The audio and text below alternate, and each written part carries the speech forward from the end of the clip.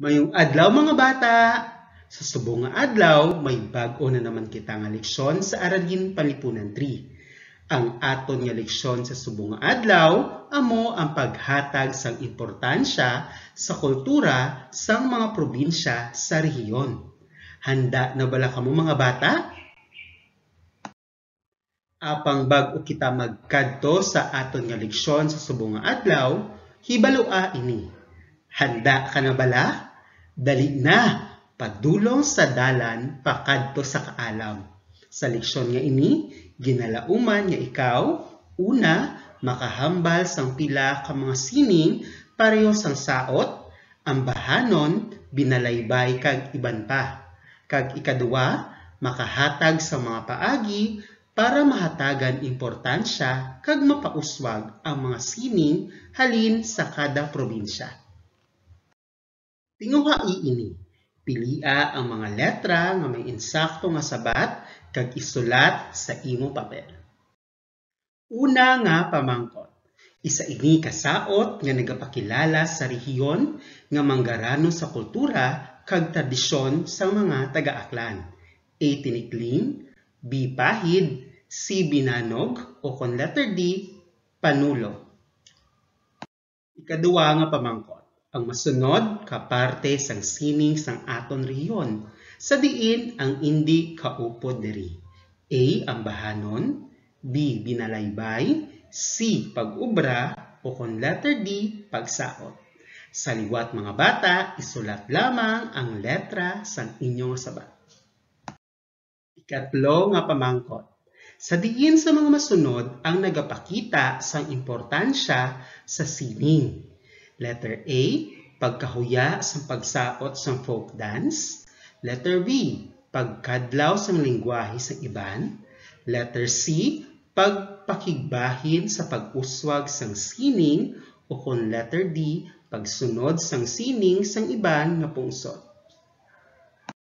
Number 4, sa sining sang aton rehiyon, ano nga ambahanon ang ginakanta sa pagtulog sang lapsag?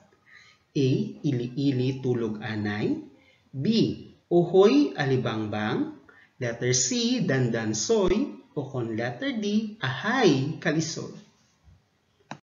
Ulihi nga pamangkot, ang mga blank ginahiwat para magpasalamat sa mga bugay nga ginhatag sang Dios. A. Kaadlawan. B. Programa. C. Hampang. O kon letter D. Kapistahan. Pagkatapos ninyo mga bata sabtan ang mga masunod nga pamangkot sa tinguha ini, isulod ang inyong papel sa inyong envelope kag magpamati na kamo sa aton leksyon sa subong nga adlaw. Sa leksyon nga ini, kilalahon naton ang mga klase sang sining nga nagpakilala sang aton probinsya kag rehiyon. Hibaluon naton ang mga binalaybay, saot kag ambahanon nga nagapabantog sang aton nga probinsya. Apang bago kita magsugod sang aton nga leksyon, balikan naton ang aton nga leksyon sang nagligad nga semana. Basaha sang maayo ang mga ginapahayag sa kada nidalan.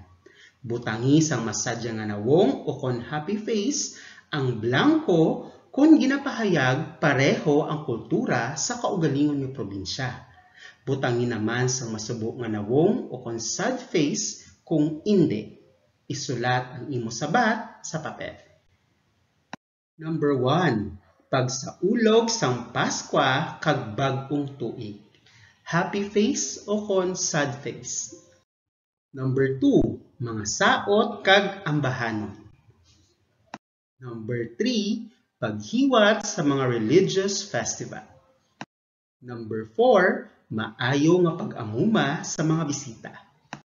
Number 5, lengguwahe nga ginagamit. Sa liwat mga bata, isulat ang masadya nga nawong kung nagapareho ang kultura kag masubo nga nawong kung hindi.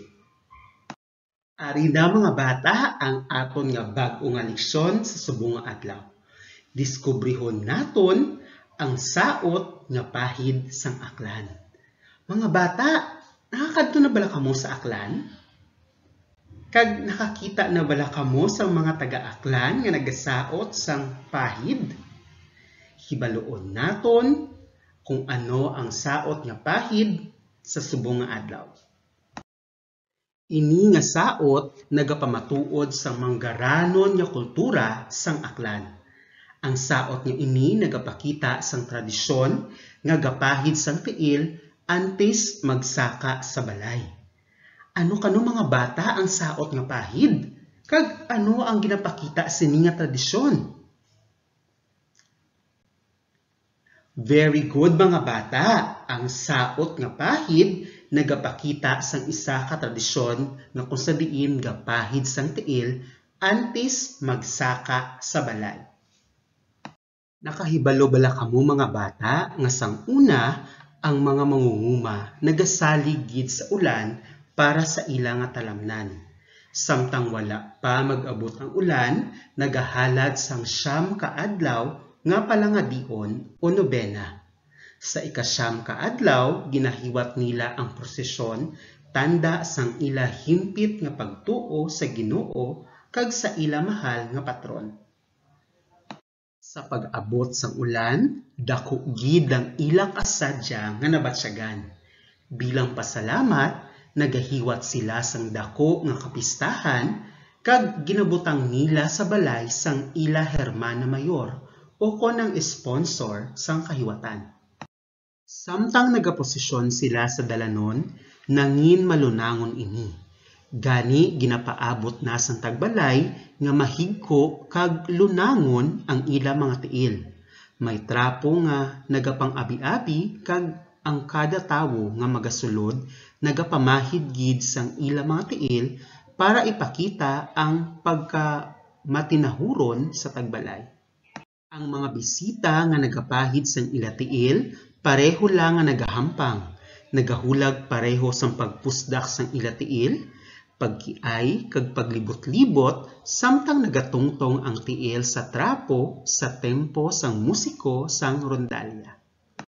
Hasta subong ang pahid nanginbantog sa bug-os nga pungsod Pilipinas bilang isa ka tradisyonal nga saot nga nagapakita sang pagrespeto sang tagsa-tagsa. Insakto nga etiketa kag pagsugod sang isa ka maayo nga pag-abyanay. Isa man ini kaparte sang sining nga mapagbugal gid naton. Mga bata, may nahibaluan bala kamo nga saot nga tradisyonal sa inyo kaugalingon nga probinsya? Anong ina mga bata? Wow, kanami galis ang imo gina-share sa subong adlaw. Hindi gid naton dapat paglipatan mga bata ang pahid, isa kasaot o kontradisyonal nga saot nga nagpabantog sa Region 6. Ari mga bata, ang isa ka halimbawa sang pagsaot sang pahid. Pahid was originated from the inner towns of Madalag and Libacao in the province of Aklan in Panay Islands. It is a lively ballroom Philippine folk dance.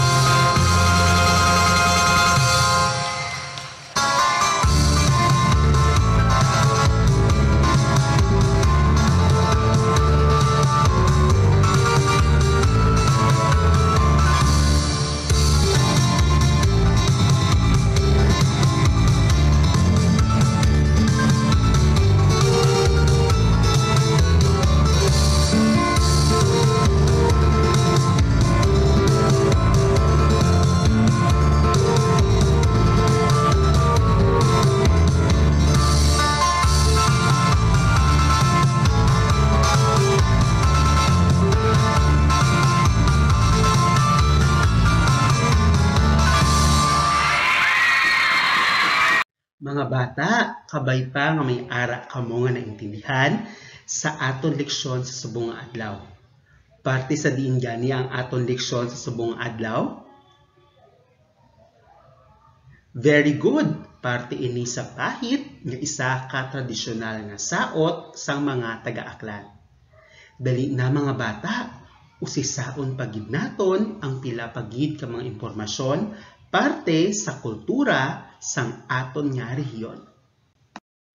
Ginapakita sa mga taga-rehiyon 6 ang mga sining pamaagi sa mga saot, ambahanon, binalaybay, hampang kag iban pa. Katuyuan sini nga ipakilala ang tradisyon kag pagkamanggaranon sang aton nga kultura. Hindi lamang sa mga ambahanon kag saot manggaranon ang kultura sang Rehiyon 6. Madamo ang mga binalaybay nga nagalaragway sang sining sang probinsya kung sa diin ini halin.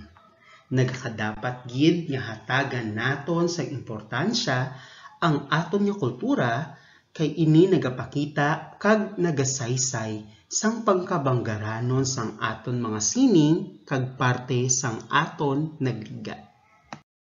Sa sining nga tinion mga bata, maghanas kita. Kopyaha sa imong papel ang semantic web kag isulat ang mga nagkalain-lain nga sining sa mga probinsya nga sakop sang Rehiyon 6. Dapat gid ninyo tandaan mga bata nga kinahanglan nga padayon nga mapauswag ang sining sang kada probinsya.